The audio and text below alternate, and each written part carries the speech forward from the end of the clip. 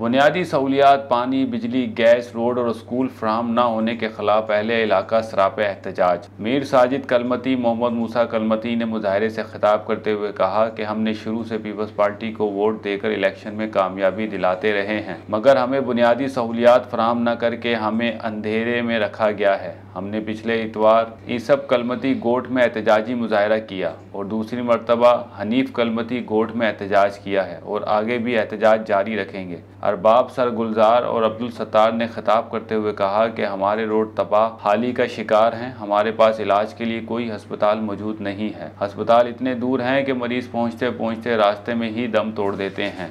हम इन तमाम मुंतखब नुमाइंदों, ख़ासतौर पर MPA साजिद जोखियों से मुतालबा करते हैं कि अगर हमें जल्द से जल्द बुनियादी सहूलियात फराहम न की गई तो हम एहतजाज के दायरे को वसी करते हुए रोड ब्लॉक कर देंगे। एहतजाजी मुजाहरे में नाज नज़ीर अहमद कलमती, हाजी इब्राहिम कलमती, मोहसिन कलमती, रशीद कलमती, रमज़ान कलमती, यूसुफ कलमती और दीगर ने बड़ी तादाद में शिरकत की।